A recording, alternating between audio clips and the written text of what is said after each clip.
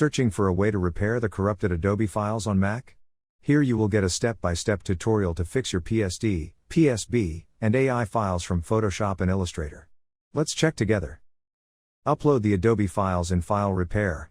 Repair Adobe files, Quick or Advanced Repair. Preview and save the restored files.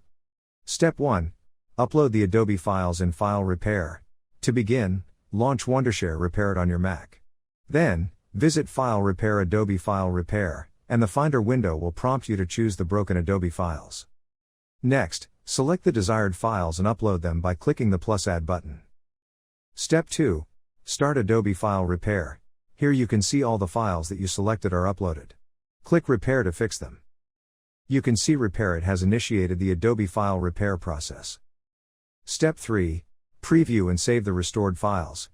If you're satisfied with the repair results, click Save and select a location to download them to your computer.